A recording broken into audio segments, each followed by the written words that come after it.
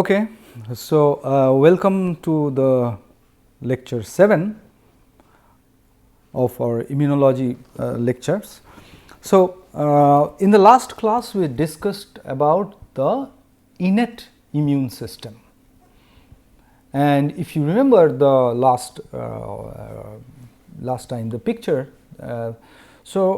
we have discussed about how the immediate response to a foreign invasion starts or is initiated by the innate immune system. And the major cells that are involved in this response are the neutrophils, which are the fastest acting cell of the immune system. So, the neutrophils, they move to the site of action, and then there are many other cells of the immune system like the mast cells, the tissue macrophages, the dendritic cells, the antigen presenting cells, which then phagocytose the pathogen or the bacteria and transfers the signal to the adaptive system. I told in the last lecture that the innate system is the first line of defense, and it tries to restrict the bacteria or the pathogen that has infected our body or invested our body, and it tries to kill that on the fast site. While in doing so, it can lead to a complex response, which we sometimes describe as inflammatory responses. And these inflammatory responses can be local responses, or they can be global responses, or acute systemic responses. So, the local responses or the local inflammatory responses are primarily mediated by the neutrophils, the mast cells, and to some extent by the activated macrophages as well. And then when there is phagocytosis, internalization of the pathogen and secretion of the cytokines, then that can also lead to a systemic response. So, one of the major phenomenon that is very central to this inflammatory response is the migration of the leukocytes, to the site of action or to the tissue where actually the damage has occurred. So, because these leukocytes, they are in the bloodstream primarily, so now they have to move to the site of action. And one of the major cells that mediate this inflammatory response is the neutrophils and the mast cells. So, the neutrophils has to go there, and how do they go there? Immediately. So, what it has been seen that immediately after an infection or an tissue damage, the number of the neutrophils, they increase almost tenfolds. Already the neutrophils are the number of the neutrophils are very high in the blood, and that even increases even by tenfolds. And that neutrophils, those neutrophils, they start to migrate. They start to migrate to the site of action or the damaged tissue where the pathogen has infected. Now, how does this happen? Let us for the time being leave this picture here, and whatever we have seen in the last class. So, leave this picture here and we move on to the next page and see what actually happens during an inflammatory response. So, from the last class we have seen that the tissue macrophage, so this is the tissue macrophage or the antigen presenting cell, the macrophage or the antigen presenting cell has already engulfed or phagocytosed a bacteria or a pathogen and have started secreting the cytokines. So, these are the cytokines that are secreted as an immediate response after internalization of the bacteria. So, this is an activated macrophage on the right side, and this is the blood. So, this is the blood part, and let us say this is the tissue. So, and here we have a damage on the tissue, maybe due to a nail piercing or something like that. So, then we have the bacteria here or the pathogens that has entered the body in this part, and we have the neutrophils moving to this part. So, this to some extent looks still very familiar from our last class, and also you have the mast cells. So, now the question is, in response to this, how these cells or these neutrophils and the other cells of the immune system, of course, and primarily the neutrophils, we are talking about the neutrophils primarily, how they migrate to this site of action and mediate the inflammatory response. So, this migration of the neutrophils to the site of action is also a part of the inflammatory response, and this migration of the neutrophils is also, the process is also sometimes known as extravasation.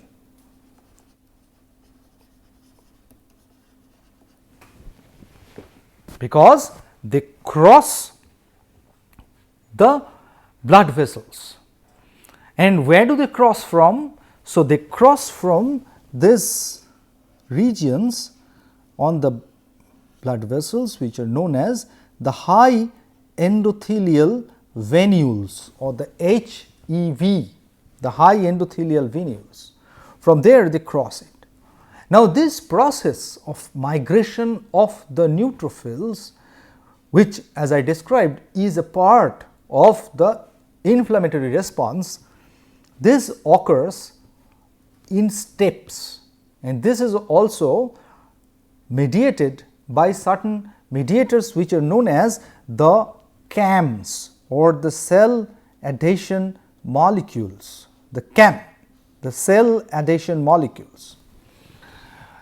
If you look into this picture here, this part. So, this is just a magnified diagram of what we are seeing here, a single neutrophil and an endothelial cell which is magnified in this region. So, there we can see there are at least 4 different classes of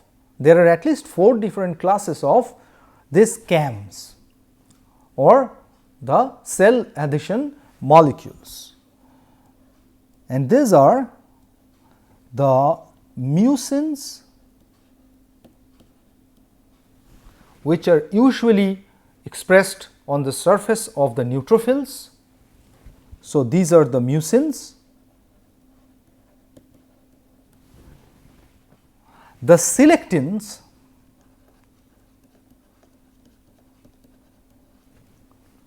so the selectins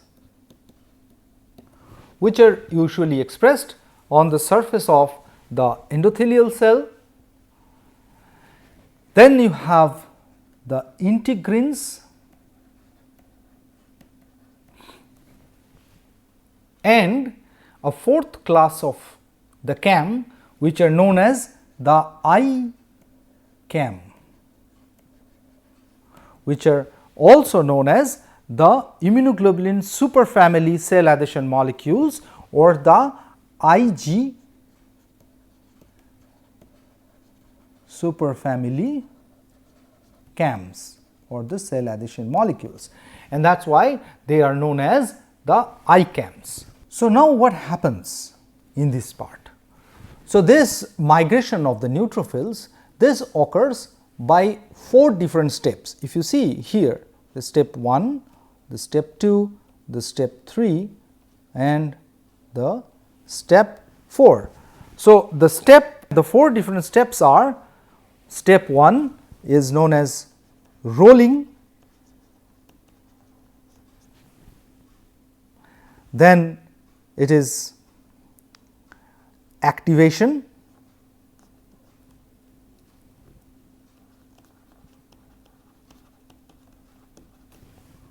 then adhesion,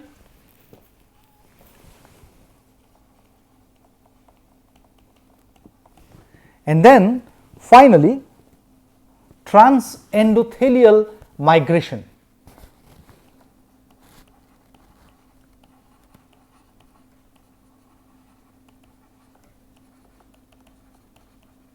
Now, if you try to correlate these 4 steps 1, 2, 3 and 4 in this region here. So, step 1 is rolling, step 2 is activation, step 3 is adhesion and the 4th is the transendothelial migration. That means, it migrates through this high endothelial venule and crosses the blood vessel and enters into the tissue and goes to the site of action. So, now we try to understand the 4 different steps and how these 4 different steps actually occur. The first step. So, the first step is initiated by the binding of the mucins to the selectins. So, the mucins are a class of the CAMs or the cell adhesion molecules that can specifically bind to the selectins which are being expressed on the surface of the endothelial cells.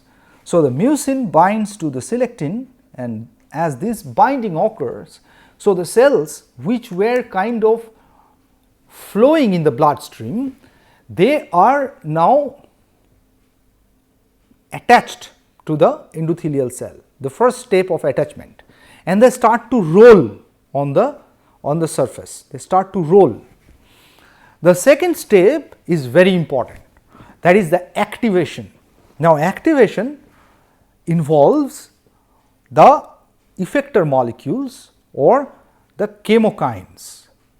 So, we will describe or we will discuss about the cytokines and chemokines in our later classes in details. For the time being, we are just try to understand how these chemokines, as the name suggests, they are actually chemoattractants. So, they attract something. So, the chemokines usually work by binding to specific receptors expressed by specific cell types. For example, neutrophils, they express a class of chemokine receptors. The T lymphocytes express a class of chemokine receptors. The B lymphocytes, they also express a class of the chemokine receptors. So, most of the cells of the immune system, they on their surface have the chemokine receptors being expressed. So, if you look into the picture here, this here is a chemokine receptor, for example, which is expressed on the surface of a neutrophil, and this green circle here, this describes a chemokine.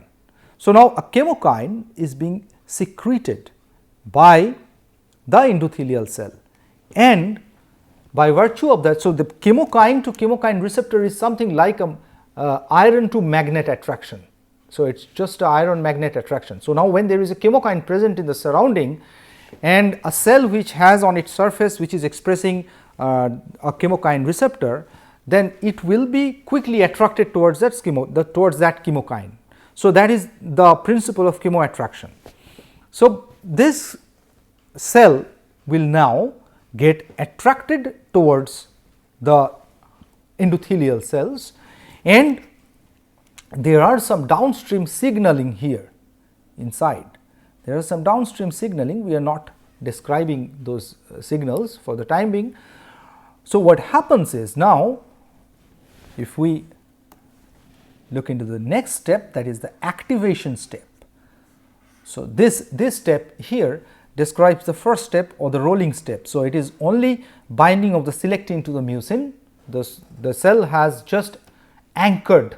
So, it is just anchoring of the cell on the endothelial surface, on the endothelial cells, and by the selectin mucin interaction, and then there is release of the chemokines, and this leads to the chemokine binding to the chemokine receptors, and the cell. So, immediately it is more attracted towards the endothelial cell, the chemokine binds to the chemokine receptor, and here the mucin, which is already bound to the selectin molecule like this, and then you have another class of there is another class of this cell adhesion molecules, which are the integrins. Now, these integrins, they are present in a given conformation. If you see in a conformation something like this, in a crossed conformation, something like this in a crossed conformation. Now, when there is a chemokine binding to the chemokine receptor, there are downstream signaling leading to reorganization of the integrins. That means, there is a change in the conformation of the integrins. So, the integrins which were initially looking like this, they become like this. So, they arrange in a different way. Now, these integrin molecules or these integrin cell adhesion molecules, they become competent to bind due to this conformational change. They become competent to bind to another class of cell adhesion molecule, which are known as the ICAMs. So, now these integrins, and this process is known as the activation. So, when there is the chemokine binding to the chemokine receptor, that leads to reorganization of the integrins, and this reorganization allows the third step to occur. So, this is the second step, this is the second step, and then there is activation,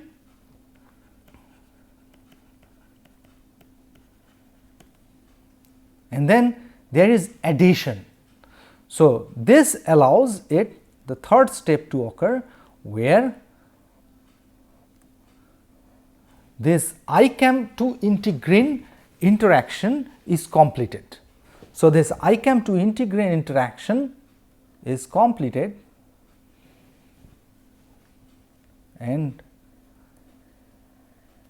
now the cells, they adhere more firmly to these endothelial cells. So, this is the step 3, and then due to the opening of these high endothelial venules, the high endothelial venules are opened up, and then there is transendothelial migration. That means, now these cells can quickly move on and move out of the bloodstream and go to the tissue.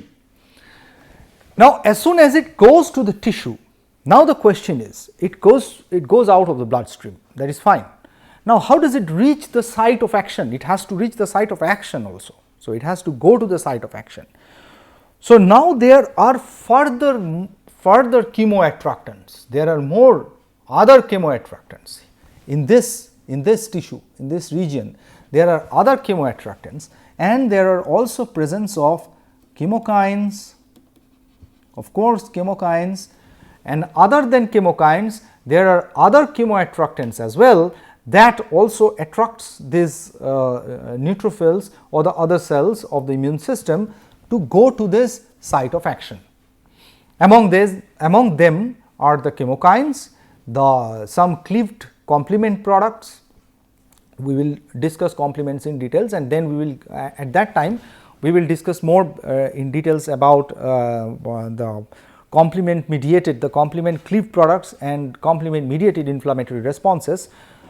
So, there are complement cleaved products like C3A and C5A, which can also act as chemoattractants, which can also lead to, which can go and bind to the mast cells. So, this complement cleaved products like C3A, C5A, they can go and bind to the surface of the mast cells, and they can also lead to the degranulation of the mast cells, leading to release of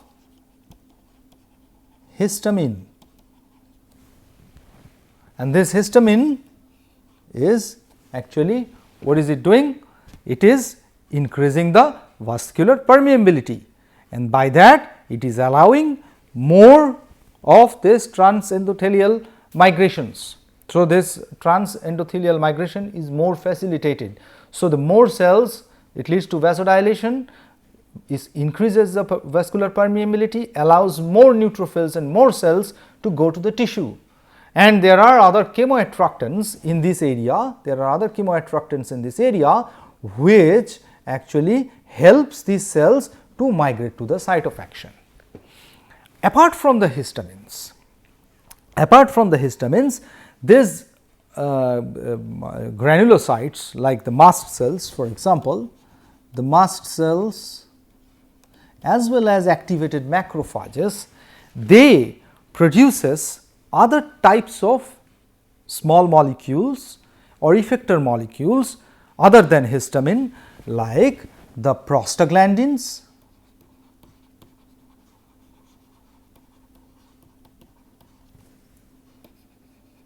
the leukotrienes, which are also mediators of inflammation. So, there are several mediators of inflammation. So, the process of inflammation primarily starts with migration of the leukocytes, primarily the neutrophils. The neutrophils have major role in inflammation because they are the fastest acting cells which of the immune system, which goes to the site of action, and the movement of the neutrophils from the blood to the site of action is primarily assisted by these kind of cell adhesion molecules, the specialized cell adhesion molecules, and certain chemoattractants like the chemokines, for example. And of course, chemokines are a class of cytokines, we will discuss them later on.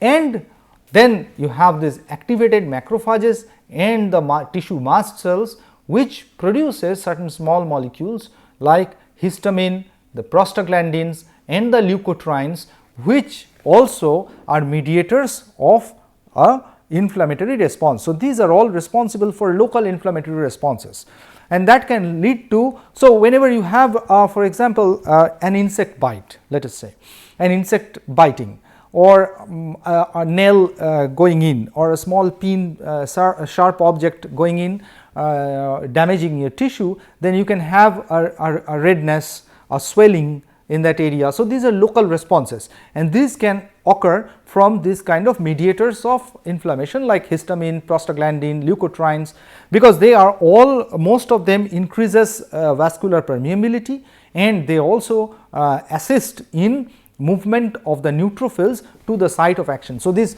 prostaglandins and the leukotrienes, they are also secreted from the both from this activated macrophages, they can come from activated macrophages as well as the tissue mast cells. And how do they come from? So, they are basically products, the precursor of these prostaglandins and leukotrienes are the arachidonic acid. The arachidonic acid, which originates from the membrane phospholipids.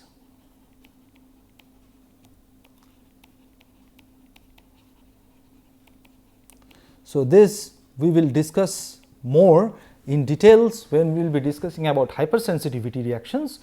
For the time being, we just know that these prostaglandins and the leukotrienes, they come from the arachidonic acid, and they are produced by the mast cells as well as from activated macrophages, and as well as there is histamine from the mast cells. So, they all of them try to their main function is to activate to increase the vascular permeability and to bring more and more of the neutrophils to the site of action.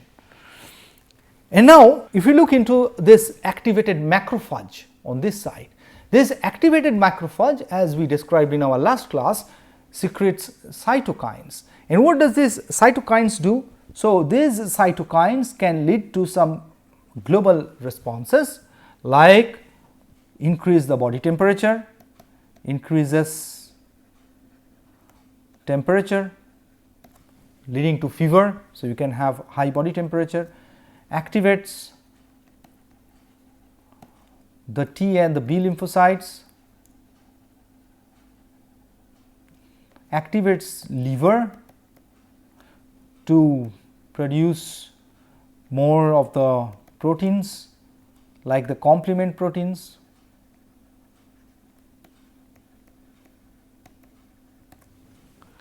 and they can also lead to production of,